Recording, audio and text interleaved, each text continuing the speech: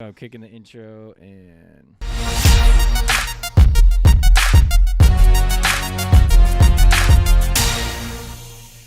Yo, Longhairs, what up? What up? Welcome to Let It Ride. This is episode 86, and we're coming to you from the Longhairs Global Headquarters. I'm El Rubio. With me today is El Moreno. Yeah, what's up, boys? El Gustavo and Sherry and Brookie B are busy in the background, furiously fulfilling several metric tons of epic cleanse in ideal conditions, packaging them for your post to your position, following the long-awaited restock of the Longhairs shampoo and conditioner. Our guest on today's show is a professional tattoo artist in San Diego. He's a motorcycle riding, coffee drinking, meat smoking, weight lifting, metal banging, rap slanging, oil painting, child raising, mane hanging, husband and father who paints his little girl's fingernails on the weekends. Yeah.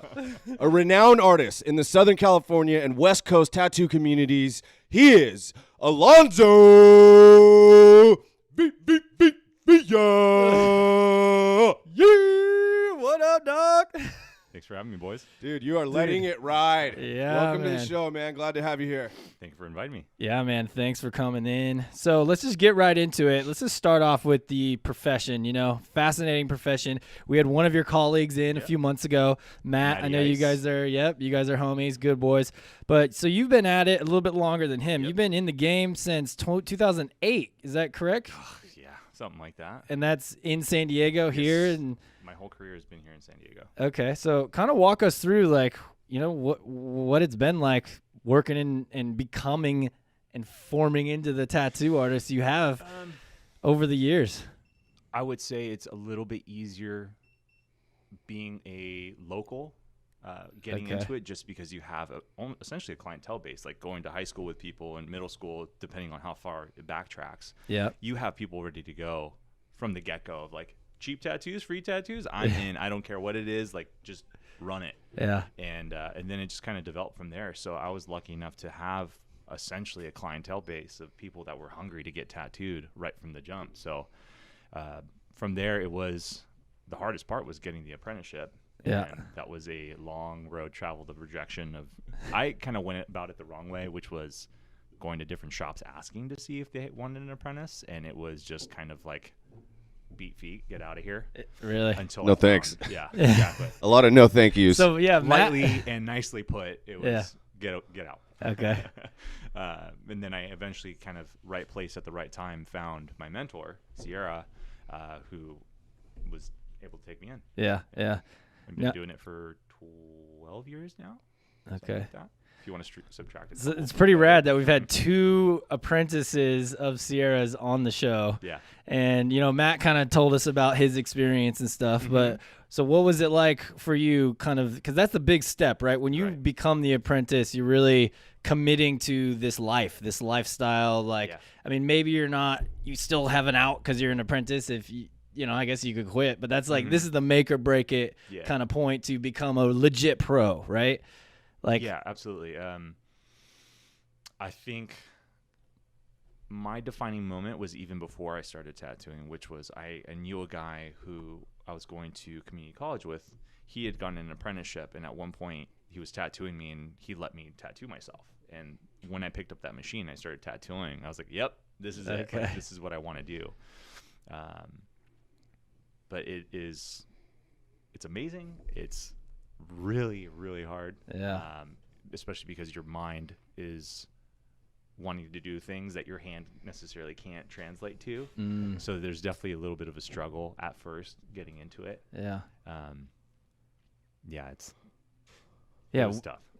Yeah, man. I mean, like what we were kind of saying with Mads, like it's a profession that, it's not like I'm not saying it's overlooked, but the complexity, the always on mentality that you have to have is what is, I think, overlooked a little bit. Like having that kind of, there is stress involved. You're going to put a piece of art on someone's body. It's going to be there forever. And like just dealing with that daily and stuff. And something he was, how he kind of dealt with it is what he said he dealt with it was, it's just constantly, practicing, just always is like how he got into his flow and stuff. I mean, what is kind of your workflow? How do you deal with that stress, and how do you kind of manage the day-to-day of it? Honestly, I eat it. Like as far as like the stress, it comes, and it's just trying to kind of breathe through it and work your way through it. That's really it. Like stressing about it and being in the moment. Yes, there is some stress that is involved, but it's just trying to plot out the course as far as like, okay, this is what I need to do, and just start checking off the boxes. Yeah. So that way you just don't have a mental breakdown in the middle of a tattoo. Like there are cases where things can go wrong in the process of it. Like when you're actually working on somebody and they start freaking out, or you have to cut an appointment short. There's things like that. But for the most part, it's just trying to stay calm. And just, you have to be present. Like the second you start trying to turn your brain off is when something bad could happen. Right. And it has happened. So it's just like, you can't not focus on what you're doing. Yeah. Has there been any like defining moments for you in that where you're like kind of, made you snap into a different mindset, or be like, hey, that error, I'm never doing that mistake again type thing, There definitely has. I can't say that I have not. Sure. Yeah. Because I definitely have. It's just a matter of how you recover from it. Okay. And then kind of learning from like, don't ever do that again. That's pretty much it.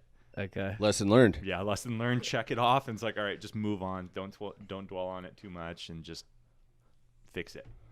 Deal with it.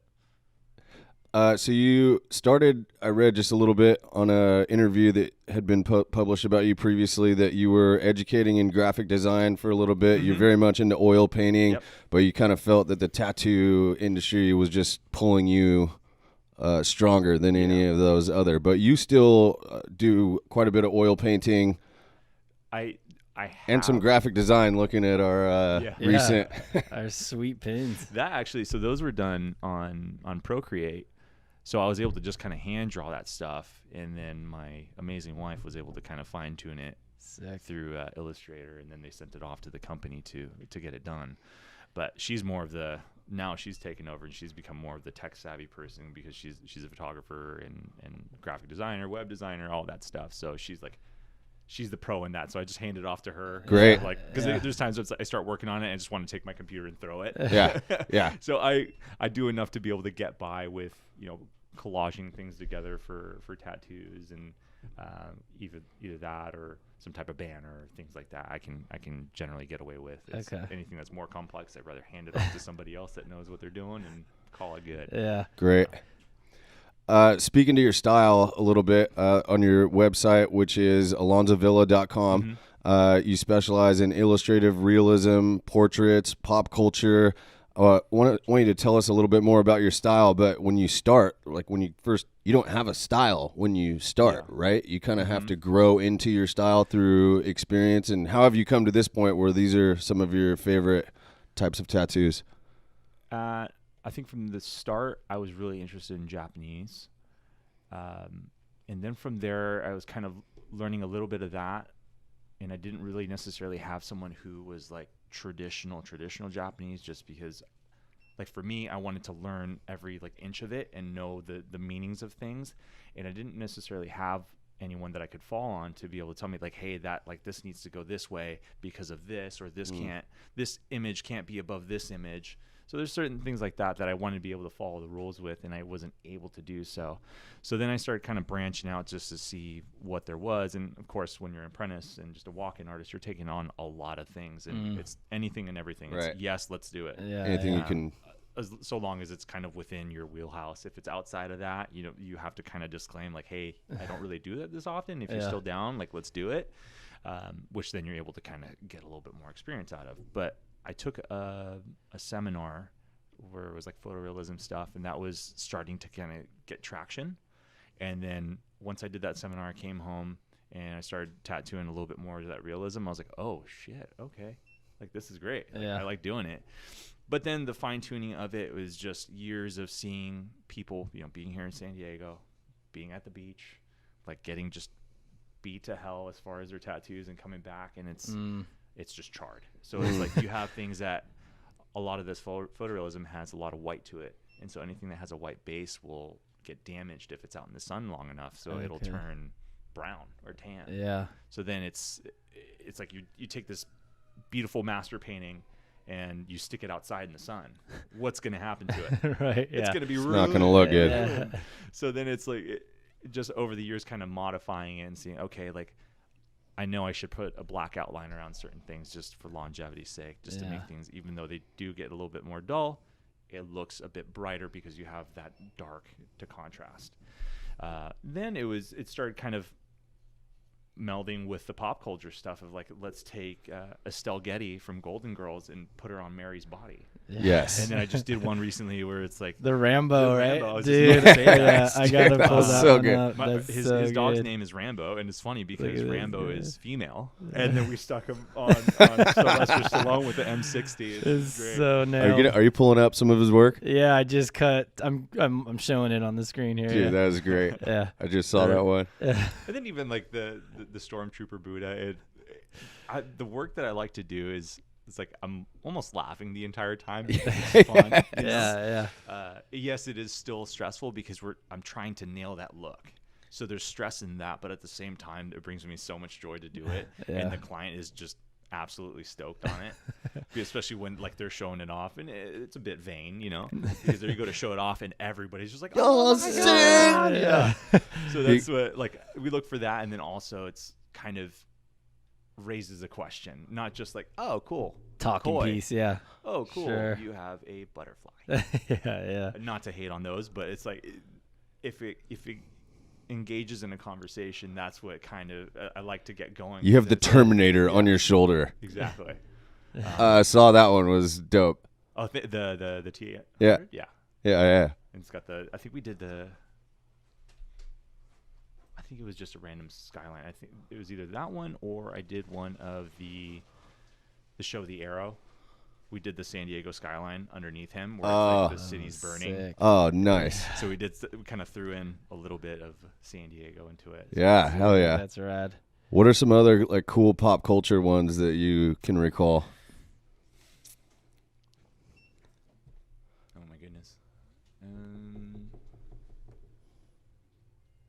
I mean, you got your Disney, right? Yeah, Is a I big do a ton of Disney. I actually Star have Wars, huge.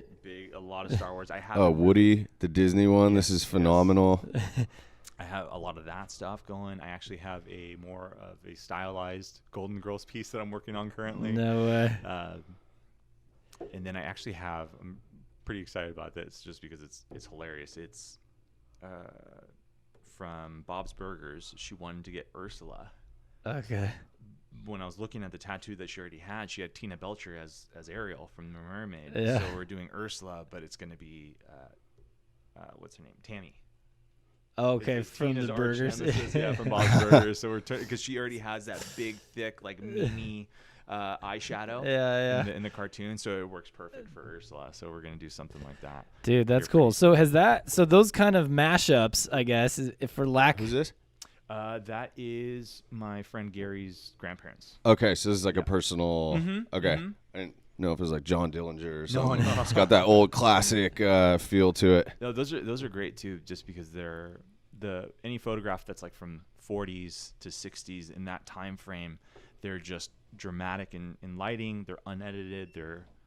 Although they can be small, they're clear. So it's like that image that you get is perfect for a tattoo. Whereas now everything is like, right now I have a light pointed at me and it's washing out any kind of shadow that I have. Right. Whereas then it's like they pick the one light source. They don't care if you have wrinkles. It's like your photo is your photo and that's that. Like, don't make me look like I'm 30 years younger. Just Okay. send it. Yeah. That's it.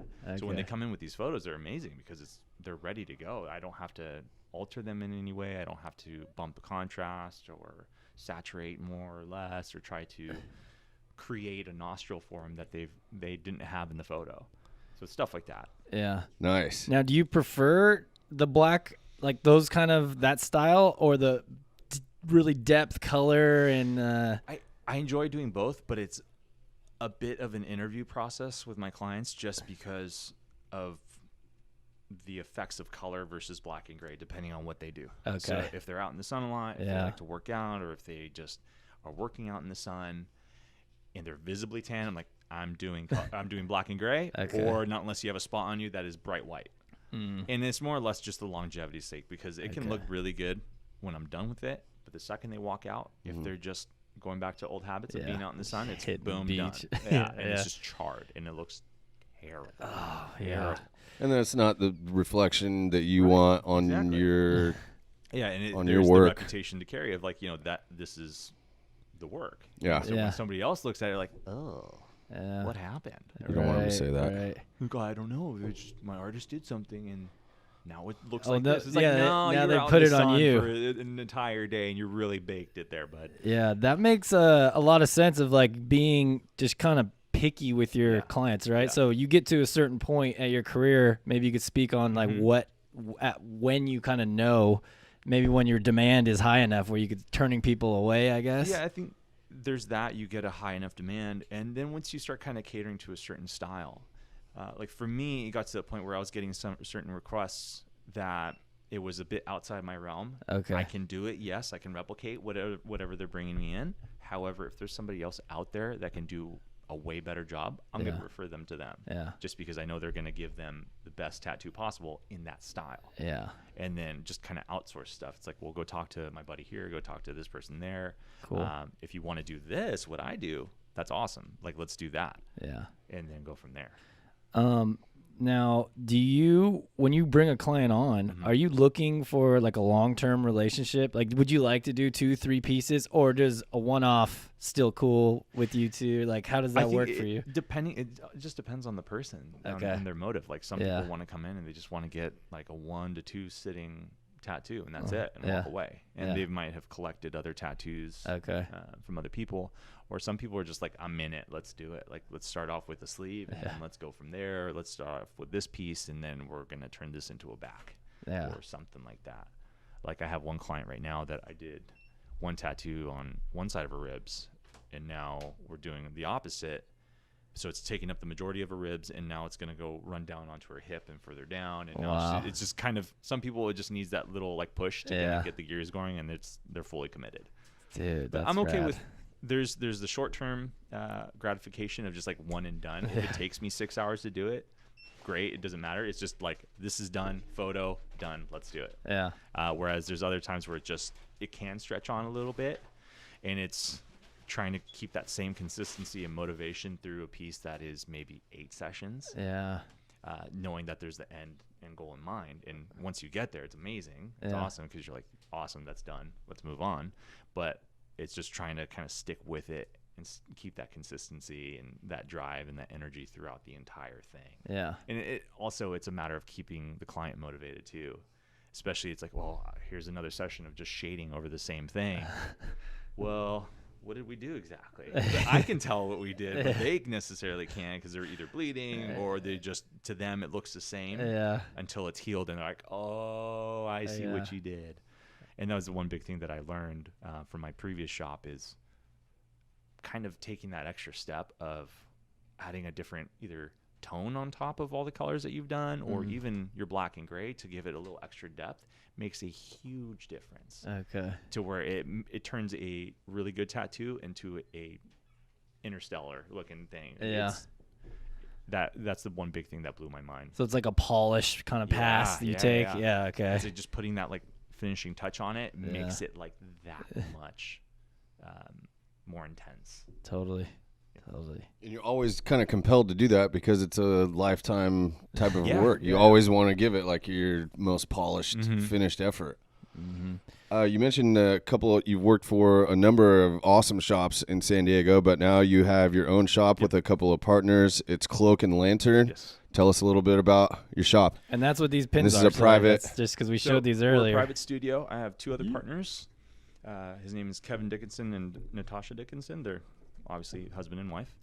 And we just wanted a place to be able to focus on our artwork, where we could, there's times where we're working all next to each other, kind of like how we're sitting right now, but it could be dead silent. And so we just needed a place to be able to focus on our work and mitigate any kind of distractions and just eliminate all of that.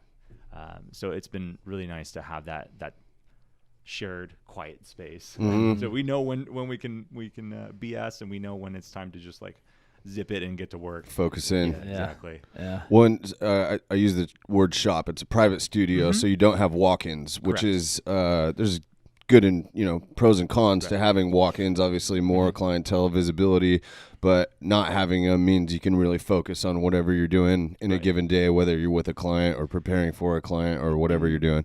Nowadays, the walk-in traffic aspect of it, I mean, now it's pretty much non-existent due to COVID. Yeah. But even prior to that, it's just all social media. It's just all on web presence. That's the big thing now. It doesn't matter if you, well, yes, it does. I can't necessarily say that, because going out to bars and places and socializing with people is still a big thing, because seeing the tangible, like, oh my God, who did that? Yeah. That sparks it. But then also just the mass presence of Instagram, having that on there, having a good website, doing all your SEO stuff. Yeah. That's the most important part. So it's like really having a private studio. It's that worry of not having walk-in traffic was there for just a tiny little bit. Mm-hmm.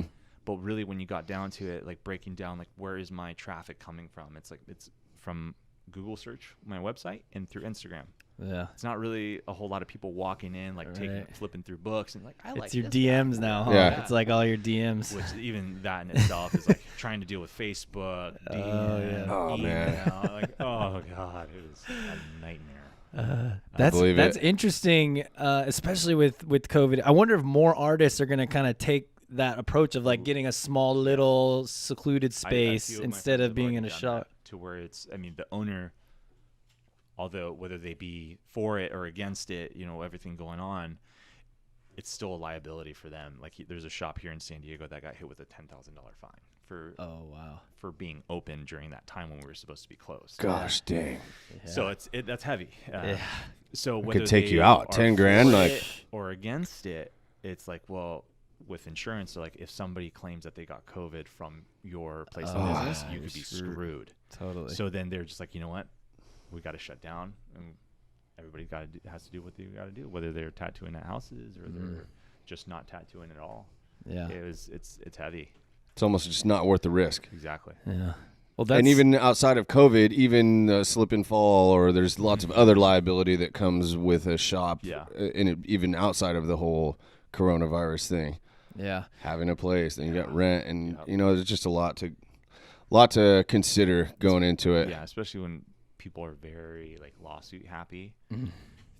All you need is somebody to slip and fall in front of your place. Yeah. And they're like, well, you're going to hear from my lawyer. You're screwed. Yeah. Or you have to kiss butt so hard that you're just giving them everything. It's like, here you go. Here, are you happy now? You want more? Okay, here you go. Here you go. Here you go. Okay. Until something forever. suffices, yeah. Cloak and Lantern, killer name though. How'd you guys? What does it mean? How'd you guys end up on that? Oh man, that was a whole process of trying to come up with a name. I think it took a while during the manifestation of the process. Like, to even we had our name signed on the lease, and it was just trying to. I think it was like 2 or 3 month process of like, what do you guys think of this? No. Or what do you think of this? It's like either 2 yeses and 1 no, or just no one was for it, and then trying to look up different meanings to different words and the synonyms. So it's like, what if we use this word and then we put this word? It's like, no, that's a horrible idea. So finally we came to that conclusion, and Kevin was the one that came up with the name. And it's kind of more or less, it's like hidden in plain sight. So kind of going off the Cloak and Dagger type thing. So our shop, you can't necessarily tell that we're a tattoo shop because we're on a second floor. We have our windows tinted, so you can't necessarily see in. There's nothing flashy about it. It's just, it looks like an office building. So that's what's nice. So that way you don't have random people going, oh, this is a tattoo shop. Can I come in? Yeah. And then here we are going, no. Yeah. Or we had a couple people. It was before there was another business, so there's people knocking on our door looking for the business that was downstairs, and they're like, oh, do you do tattoos? And I'm like, yes we do. Kind of. Oh, can we Sometimes. get tattoos? Like, well, actually you have to go online. And they're, oh, well, can I get a tattoo this week? No, I'm sorry, you can't. But go check out the site and Check it out. Fill out my hopefully- form. Go Maybe through we the could set up a consult. protocols. Which Yeah. even that's been great with a consultation like form. Yeah. If people don't want to fill that out, well then that's already like one check off. Yeah, box. you're It's already like red ding. flagged. It's a Exactly. ding on the interview already. If you refuse to do it, then this is not going to work out. Exactly. Yeah. It's not going to be a great. Yeah. Because there's certain things where it's red flags for us. It's like, if you can't follow instructions, then how can I trust that you walking out of the door, you're going to be able to follow instructions, so that way your tattoo heals properly. Yeah. Yeah. If you can't follow that instruction, that I definitely know you're going to be out in the sun jumping in the pool the next day after your tattoo. Yeah, exactly. Yeah. Hitting the I got beach staph hard. infection. What did Dude, you do? It's check like, it. What did you do? Oh, you jumped in the pool? That's weird. Dude, this year has got to be just really tough on the whole tattoo industry. I mean, we've touched on COVID and the closing down and stuff, but what do you kind of foresee how this changes the tattoo industry? Like, I mean, is it going to kill off a lot of big guys? Like, and then, what's happening out there right now? It's two things. It's going to start going a little bit more underground. Okay. Meaning that more people are opening up private studios, because now if a shop is closed and they're having to fend for themselves, like if they weren't able to get any kind of independent contractor unemployment or have any kind of benefits like that, then it's like, well, I gotta hustle somehow. So either I'm gonna do it out of my house, or I'm gonna get a private studio to be able to do it. Yeah. I would say years ago it was definitely not frowned upon, that's not the right word, but a lot of people would hate on you for opening up your own little private studio, because then they would say, like, oh, they're too good to hang out with other tattooers, kind of thing. Like, it was counter snooty, if you will. And now everybody's like, I'm just opening up my own place. Like, why do I want to pay a commission if I'm already so far along in my career that I don't need to pay that commission anymore? Like, I just want to make the money for myself. I either have a family, or I have an end game. So I'm busy enough on my own. I'm bringing my own traffic, so I might as well just take it somewhere else. Yeah.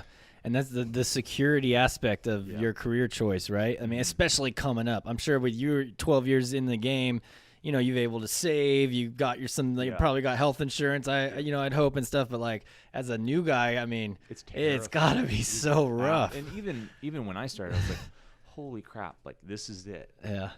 I'm not going to have any health insurance, like no benefits. I have to pay everything out of pocket. So that was terrifying, but at the same time motivating. It's like, I don't want to be sitting around all day not doing anything. So I have to figure this out. Yeah. So there was a little bit of stress involved. I didn't try and let that eat away at me too much. It was just kind of like, all right, what are my goals? What do I want to do when I'm X amount of years old? I don't want to be 70 years old tattooing. Like, yeah, I'd still like to be in it a little bit. But I don't necessarily want to be bending over. Like, that's, you got to survive hustling still, to do some tattoos.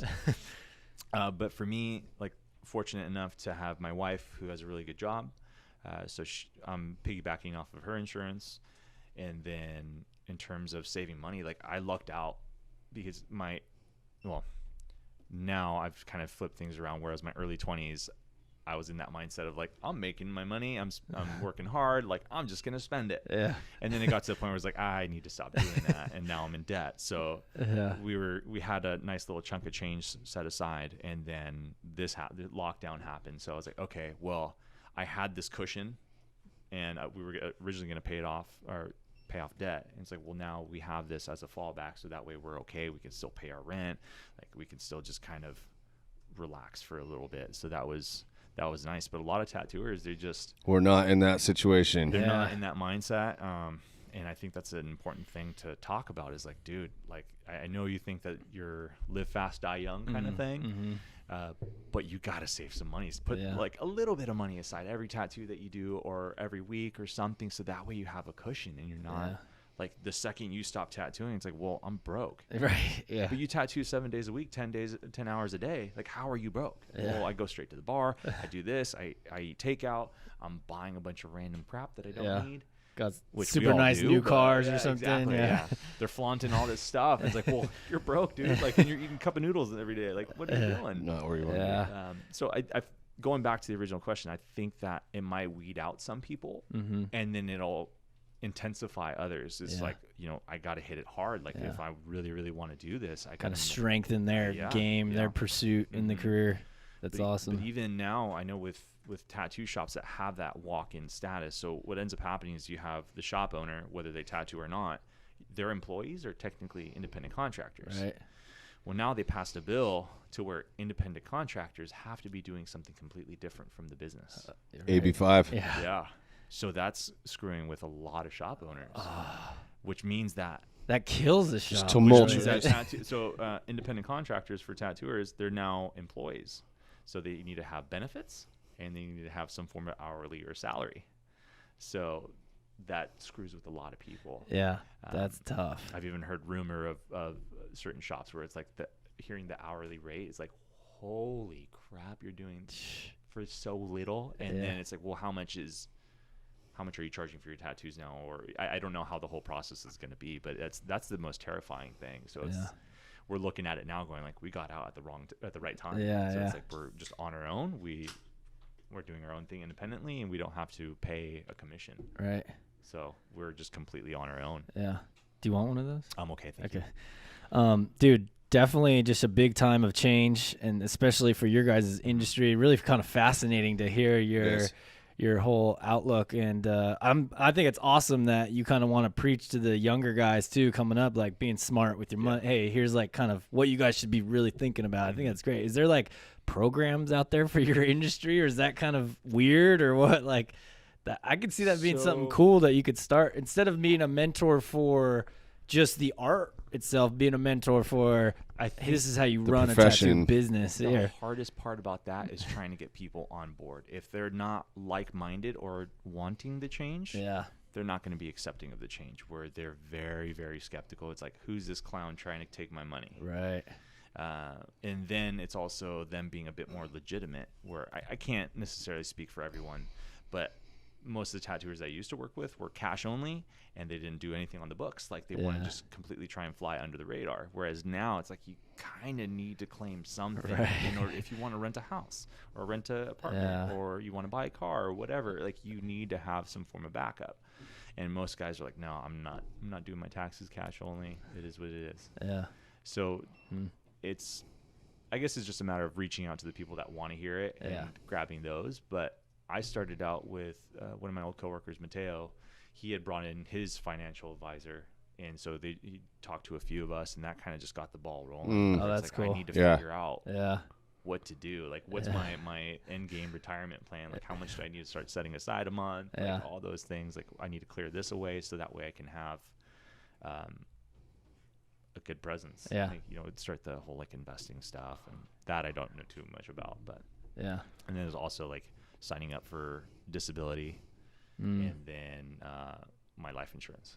That was a big thing. Dude, two huge ones right there. Man, I feel like this is going to affect the profession in a pretty profound way. Like if you're not a professional and if you're not doing all those things, like it's going to create a gap between if you're just like a part-time guy just doing a little, and like you're not going to make it, or you're going to go in another direction. It's just not, it's going to create a gap where you have to be at this minimum standard.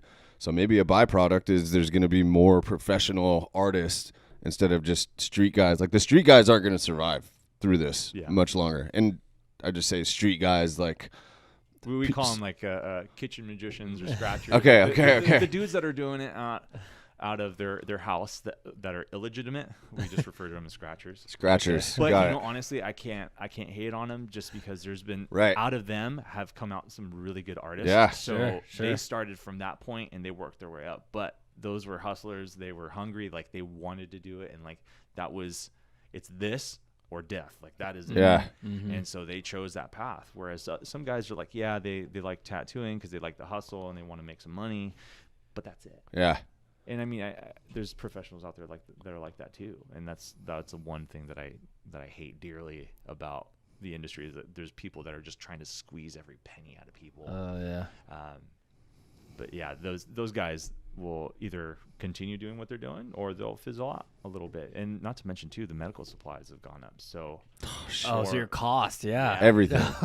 The cost of work has gone up because of that. So it's like not everybody can afford a case of gloves. Or how are you cleaning your equipment? Whether you actually care to that extent to clean and sanitize everything, but the price on that has gone up. And just everything is becoming a little bit harder to come by. So I'd be curious to see what's going to happen either by the end of this year or the year following. Like how much are we going to be paying for a box of gloves? Dude. Yeah. The real pros are going to get it, and they're going to figure it out, and they're going to have their gloves and their sanitization and have their processes all dialed in and their prices accordingly because you have to charge a little bit more. You know, the real pros are going to get it, and just you being aware of all those things obviously is the first step. Yeah. And being able to do it all is going to be another one, but I think you're going to be one of the pros, man. I think you're obviously an excellent artist, but you obviously have a passion for the profession as well, and we'll be pretty surprised if you're not hanging in here doing work on people. Speaking of hair, which we weren't, but immediately when you walked in, man, your hair is just tight. It looks great. Yeah. You got it combed back nicely. I mean, there's not a single little hair sticking out. Look at that. The hairline is just robust. I mean, you got it going on, man. Yeah. What's you did not have long hair when we met. You did previously, I think, years ago, right? We met. It would have been maybe probably 5, 'Cause 6. you were still in the 15? Yeah. 2014, 2015. So that was, 2014, 6 years ago. Oh Yeah. my God. And that was probably right around the time either Matt became full-fledged or I think right so. about It was. something like Yeah. that. Jesus, time flies. Ugh. I think a gray hair just sprouted. We can't see it. They're there. They're buried in there. I'm sorry. Question again. Tell us when you started Your growing hair your hair. Just journey. give us your hair journey. So I've gone through so many different hair growths, like in terms of like I've grown out my hair and chopped it off. I did it back when I was in middle school, high school, and then a couple times after, like in my adult life.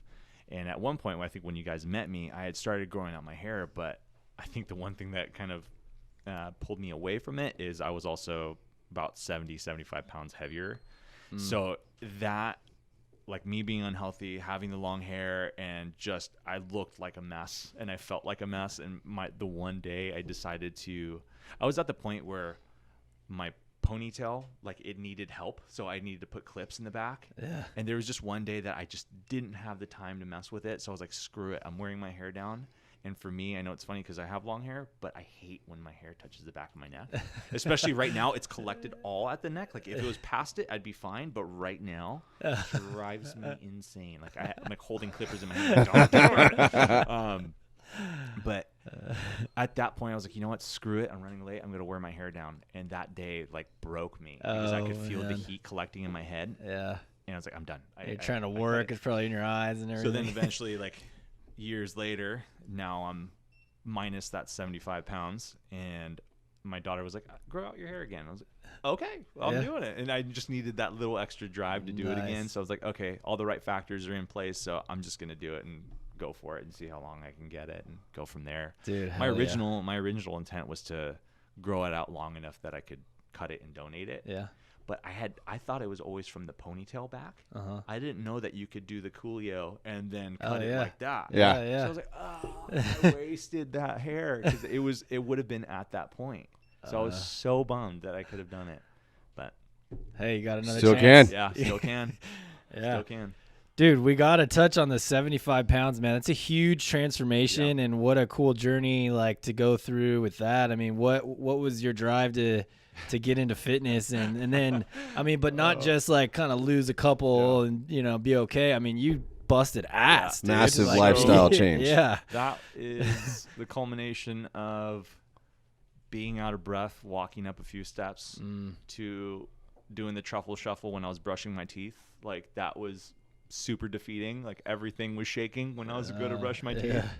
And just seeing photos of myself, I looked at them like, oh, like I cringed at certain points. And that was probably one of the things why I cut my hair, because I looked like a homeless, obese werewolf. Like it was, the beard was long and scraggly, and then the hair was growing out, and it was in that weird, awkward stage. So I couldn't really do anything with it. And I was like, it was just too much. Yeah. But I needed to make that change too, because of tattooing. I'm sitting down all day. Right. I'm being hunched over, and my lower back, like I'll have spasms. And luckily now, having good core strength is the one thing that helps cancel that out. Yeah. But there'd be times where I'm bent over 6 to 8 hours in a day, and if I did that the whole week, I'd go to get up, and it would be the shooting pain up my back. It would drop me to the floor. I couldn't breathe. I couldn't talk. Oh, man. And I'd be out for a few days where I couldn't even, like, I would have to turn my entire body to look at you kind of thing. Wow. And then if I made too quick of a turn, it would send that same jolt up my back and go, oh, and then I'd hit the floor again. So that was like, okay, I need to change this because this is not good at all. Mm-hmm. So I started out by doing CrossFit, and that helped knock out a lot of the weight. And then it was a matter of changing my diet and then kind of fine tuning it to where it's like, okay, like this is, once I started doing that, I really saw like all the weight just dropping. And now to the point of where I can just kind of, I'm in maintenance mode. Right. Yeah. And then from here, if I want to drop more weight or if I want to try and put on more weight, I can kind of go from there and do it in a healthy way. Was there any intimidation going into CrossFit as a out of shape, overweight guy going in for the first time with a back injury? How was it getting started? It was a little terrifying, but I will say that I did it maybe back in 2012, and I did it one time, and I loved it because it was that drive and that kick in the butt that you'd get. Like when I would play football, I used to play football in high school.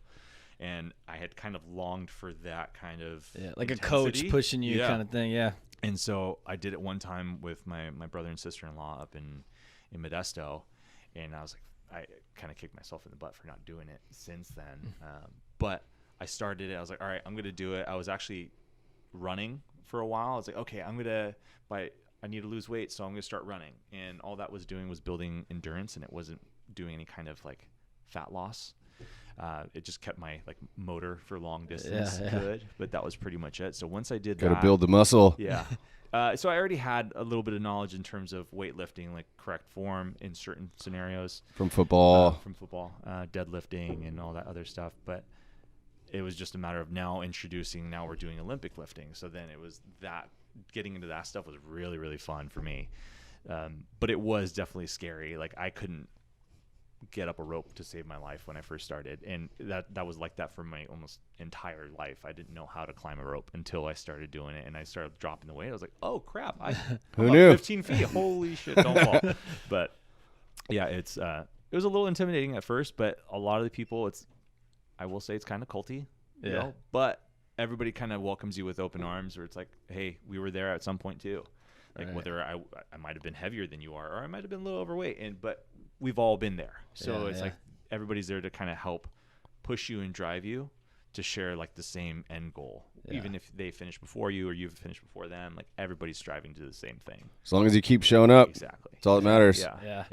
Now, did you have any moments in that process when you were, when your body was really changing that you were, kind of wanted to give up or be like, I'm over this, or you just kind of crushed it all the way through? I had to just keep going. That's what it was. I think there was some times where I think my wife got more annoyed because of my diets that I were on. Like, it's just, I can only eat certain things at certain times, and she wanted to eat something else, and she would get really like, she would call me out. Like, we'd go eat out to breakfast, and I'm here getting egg whites and chicken and avocado, and then she's getting French toast. She's like, F you. Like, you make me look like the whale, and here you are with your egg whites. Like, thanks, bro.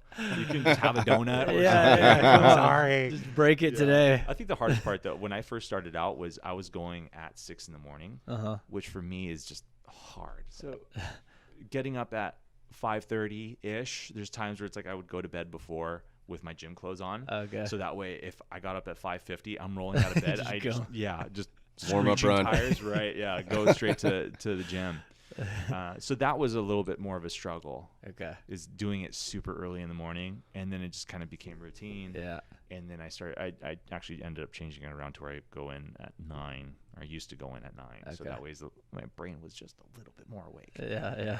So that was probably the toughest part. But I also got involved with competing, so that was also a fun, that's a huge driving factor. Yeah. So then that's more of less of dealing with the trauma of like body trauma of like your body being sore or just your joints hurting a little bit.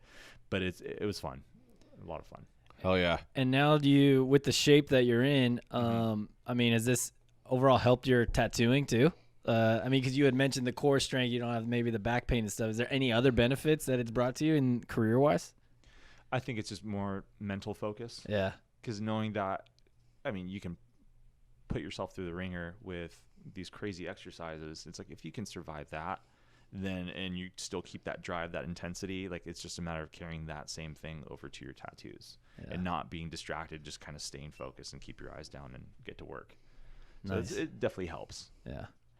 Dude, Just good Nice. stuff. Discipline is what I'm it is. motivated, Yeah. man. It I've is. been kind of on and off the fitness train this year. I got to get back on. Dude, everybody has been, myself included. Yeah. It's going to come back With vengeance. in a With big time vengeance. way.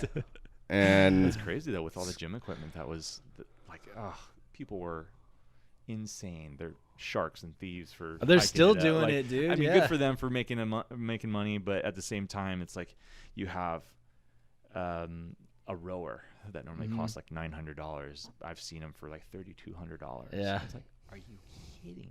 Dude, I was on the Facebook Marketplace the other day just looking for some dumbbells. I just wanted some 50s. Yeah. People were charging like $89, like $160 for like a set of used, busted up, like. Which I think typically dumbbells. like dumbbells will go. I think they're like $1.50 a pound. Okay, yeah. So it just depends on where you like. Amazon, I think, has some really good ones. Okay. They're pretty. I think they're probably taking them from the same factory that they're getting all the other ones made out of. Yeah. But it just says Amazon on it. Oh, it's like the basics. Yeah, Yeah, yeah. okay. There's this guy that I follow on Instagram. It's as many reviews as possible, and he Yeah. posts up stuff about the Amazon like Basic workout stuff, yeah. equipment, and it's totally fine. Okay, cool. Yeah. I got to look into that, actually. Maybe get some Amazon. so perfect opportunity. Home Bells. Check out at Home Bells. Our boy Marshall Shacro. Boom. Yeah. He and some friends started up a company. They're making concrete dumbbells. He started dipping them actually, so you get that. What is it Like called when rubber it's coating? cured? When the concrete is cured, whatever, it's dipped, so Yeah. it's not giving off silica dust Yeah, anymore. yeah. But It's they're stronger. far more affordable. Home Bells. Check them out on Instagram I'll at check 'em out, too. Home Bells. They're bigger, obviously, because the Yeah. concrete is not as heavy as the steel or whatever other metal materials. So your 40s are going to be like this big around. It just But it just makes you feel at least like, affordable dumbbells. Yeah. makes you feel like you're lifting that much more weight. Exactly. Stoked on It it. looks cool. It We looks did- great. We were pumping them, and we're just like, they're Dude. giant things. It's pretty rad. All right, Alonzo, you've got what we would call a low ball position there. Again, need to just duly comment on how perfectly put together. Did you do this, or does your wife do it for you? And bless her heart, she used to help me, especially during the COVID time, which I'm glad I was able to remain indoors. It was at that point where I could do a partial ponytail and the back end needed to be clipped. Yeah. I was like, dude, I need you to help me. And I had one haircut back in October. Okay. And I think I started growing out my hair in April or May. So it wasn't like too far into the process, but it was just enough to where it laid back a bit better. Yeah. My hair's super curly. Like when I take this out and I wash it, it just super twisted. Really? Curls. Yeah.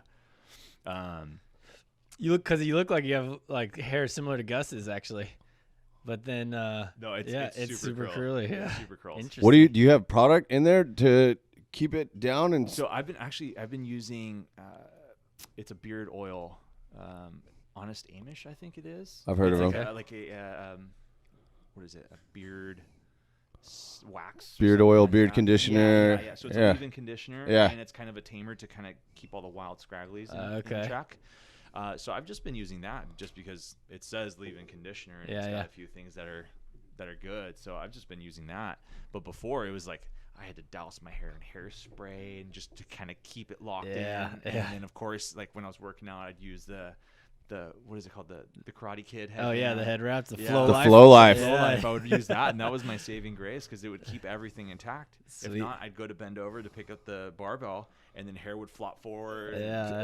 it's required. Exactly. You have to now, do it. The head wraps. thankfully, at the point to where it's all in there, no help needed. But Okay. that little bit of that Honest Amish works great because then Nice. it's All right. leave-in conditioner. I don't have to put anything else in it. It's going to dry out my hair. And it's not going to be like gross later when if you do Exactly. sweat. Like Yeah. it's conditioned. It's even not like if a it gets gel in or your a eyes, pomade. It's just normal. Yeah. It's not really too bad. Whereas like any kind of gel or product, it gets in your eyes. And you're like, ah. Yeah.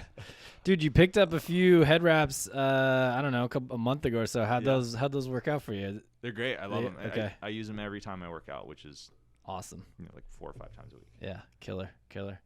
And even my wife stole a couple of them because there's been times where she needs to get their hair out of her face, so she'll just rock them too. I'm like, okay, that's fine. They're great. Yeah. Honestly, working out, like, just It's you don't all have you to need deal with your working hair out. while Yeah. you're working out. Yeah. Exactly. Going back to the hair being on the back of the neck. Yes. You're sweaty, you're hot, you're a mess, and all you need is just the hair needs to be out of the way. And I don't care what it looks like. I don't care what I look like. I just need it gone. So the headband works really well, or the head wrap. And if you happen to look like a badass at the same time, then hey, even better. Yeah. That'd be it. Exactly. Hey, one other topic, staying on your hair for a minute, that I've noticed is a topic that we have been covering a little bit more lately is the back of the neck. Some guys will prefer to trim it and keep it like real nice and square, where others will let that stuff grow out. I personally have started letting it grow out up here, and it's taken a little while to where it will actually go in with the rest when I tie it up. But it looks like you've had the all-natural, free-flowing approach. Do you not trim? I've had the all natural, only because I haven't been able to go to. All right. Well, hey, it's a great reason. Same reason I'm basically too. So beforehand, it was like everything would be nice and in there, and then maybe an hour later, I would just have this little poodle poof. Yes, dude. Oh, and I was Coming like, out the sides. I'm like with shears, and my wife's like, "Don't cut them, let them grow, so that way you can put it all the way up." Yes. And I'm like, all right, fine. So I did that. I let it ride, so to speak, and now it's up in there, and I hardly have any kind of little scraggles or anything like that. Nice. That's almost a little mini awkward stage in itself. Yeah. I could see it in my own shadow, like looking down. I could see these little tufts coming out on the sides. It's just driving me nuts. But yeah, it's great, man. The flow's coming in excellent. How long would it be if you brought it? So if I pull down the front, it's a little bit past my chin now. Okay. So it's sitting like with my hair down. It'll sit probably at shoulders. Great. Okay. In the game. Yep. Got the full low ball going. I mean, you're full-fledged long hair. Yeah, totally. We were waiting for you to get in. And I got my son on board too, so he's Oh, got long hair. nice. He's going for the whole he's only 4, but he's going like flashbacks to early 2000s of My Chemical Romance, where he likes the hair to be in his face. And dark soul, Yes. emo boy. Yes. Yeah. It's pretty funny. Dude, just rocking. So wait, a son? You have 2 daughters and a son? I have a boy and a girl. Oh, okay. My daughter's the oldest, and then my son. Okay, sorry, I misread on your website. You paint your little girls' nails, just the one girl. You paint her nails. Do you still get some cool? You still getting commissioned to do that on the weekends? I haven't as of recently. She's been wanting to paint mine. So, Oh, all right. You're like, all right, here you go. Yeah, So you just put your hands out. Yeah, but now she'll be turning 6 this year, and there's times where it's like my wife's getting ready or doing her nails, and then we have little kits for her that are like kid friendly. So then she just paints her nails while my wife is painting hers. Nice. Great. Yeah, my 3-year-old for the first time asked to paint all my nails the other day. Yeah. And? I was like, we'll do it on the weekend. Let's do it this weekend. Who cares? Try to buy a couple more Push days. that one off a few days, kick that can down the road. Maybe Yeah, she'll that's forget. happening. She's not going to forget. No, she's not going to. Prime front of her Yeah, exactly. mind. She's just waiting for it. I think my daughter recently painted my nails, and I think they were like this turquoise Oh, yeah. color, and I was like, well, if it was black, I would say just go for it, paint my fingers. Yeah. But I was like, just paint my toes and call it done. Yeah, There yeah. you go. I know they had I think I, paint too. That rocked was it all for that was a left. week, Yeah. Yeah, I'm excited. I'm excited for the inaugural feet painting, toe painting. Should be good times. All right, Alonzo, something Yeah, go for that's it. been out in the universe. Not saying, it's going to come, whatever, but just been kicking this idea around of a small membership badge, if you will. And we're talking about the Bound Shears, just the flat version, not the full detailed version. Wait, we got to preface it with the other dudes. So there's 4 other guys who have blasted the logo giant. Yeah, because I know Matt did the one. That Matt was did one. Sam. All 4 of these men are now in glorious brotherhood. They're forever enshrined in the Longhairs Hall of Fame. If you get the Bound Shears tattooed on you, your life, bro, for one thing. But more Free hair ties whenever you want. Oh, okay. yeah. For These sure. are these guys have been doing the big ones. Yeah, Like I yeah. said, we're talking about doing something smaller. Okay. What we want to have kind of the secret. So we're kind of thinking like, you know, you flash it, like so. We're like that's why kind of the inside the wrist wrist? right here Yeah. makes sense, you know. So But then on the Just handshake like too. on your Exactly. hat, too, just Yeah. silhouette. probably that same size right there, actually. I Simple think. enough. Yeah, just a little boom boom. But How long will that I take don't you? know. Half an hour At most. per. Yeah, so long as you can sit for it. That's it. Right. We might need to get you and Matt together. We do a Longhairs badge. Yeah. Badging ceremony initiation. We actually considered asking if you wanted to bring your tattoo machine in for this podcast and actually do it live. But I don't know if I'd be able to fully articulate what I'm trying to say at times. I'm just, yeah, exactly. It was like let's keep podcast to podcast, and then if the universe decides that this is going to come back around, we could set it up for another. What do you think about that, though? Yeah, just what are I'm down. your thoughts? Yeah. That's as from a professional guy. I'm good with it. Okay. Yeah. No problem, huh? Yeah. All right. Which way? You could even do it like in terms of concealment, like hide it more toward the inside, so long as it doesn't wrap. Okay. Yeah. And then that way it's like wrist down. You can't see it. Oh, yeah. Ooh. Right. But then Ooh. when you rotate your wrist out, then you can actually see it on the inside. I like that. No, wait. I In terms like of the that. orientation, up or down. Yeah, I think it's gotta go Brian that way. Morehouse did it to where if he's like holding a bar, now it's Yeah. up and down. see it. Yeah. But you're saying more do it the other way to where if I look down at it, it's in the proper That way you can orientation. flash it low. Flash it low. You can see it. Pretty damn good. Okay. See a guy across the street, be like, Like, check it out. Yeah. Well, there's actually a lot more tattoos we both want to get, so we'll talk to you about the bigger project. Okay. But this is a fun little idea we had the other day. We're like, we got to bring this up to Yeah. them. Like, that'd I'm be game. so cool.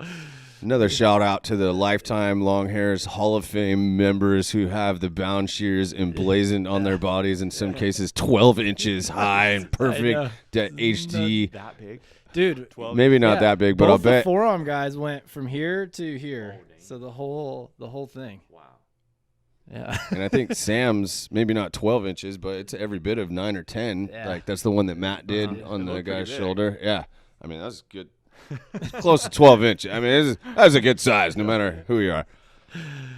So, I don't know, man. It might have to be the official badge of membership. Yeah, totally. Anyway, it's in the universe. I'm game.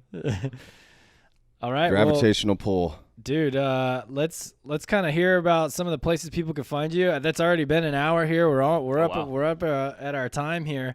So yeah, what website, Instagram, Twitter, Facebook, whatever you got. So you can find me on Instagram at Alonzo Villa Tattoo. And Okay. then my website is www.alonzovilla.com. Sweet. Simple enough. And that's it. That's it. And hit them hard in the Yep.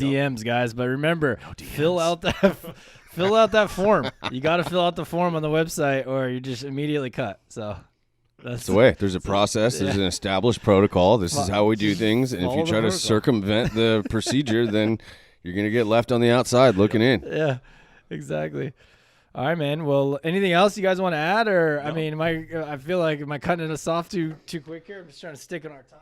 Yeah, no, I just want to, like, being across the way we linked up with Sierra and all you guys, Matt, all you guys over there and became homies years Yeah. ago. And to have you come in is a treat for us. Sounds dope. Totally, on the man. I really podcast. appreciate it. Have the great flow. We're glad to have you in the brotherhood. Thank Yeah. you. Thank you. And just stoked, man. Wish you well in your career. It's awesome to see another professional who's like really in the higher echelon of Yeah. tattoo Thank you. industry, which is not an easy place to get to. So Thank thanks you. for coming in, man. Thank you. I appreciate it. All right, boys. Thanks for tuning in. Really appreciate it. Hope you enjoyed that show. Many more to come here on the new channel. Please subscribe, like, throw us down a comment. Tell us what you think. Are you guys tatted? Are you tatted? What's your experience getting a tattoo? Are you thinking about getting the Bound Shears tatted on you? Little secret. We're going to do it. We're all going to do it, man. But more on that to come later, guys. This episode, as always, is brought to you by Hair Ties for Guys, the finest hair ties in the world. You can find them and many other fantastic products for your manly mane over at the longhairs.us. And boys, shampoo conditioners back in stock over there So get your hands on it before we run out again, because let me tell you what, it's flying fast. There's also some other variation bottles. You guys wanted leaders? We brought you leaders. So head on over to thelonghairs.us, guys, to get everything you need for that head of lettuce. Until next time, yeah, see ya!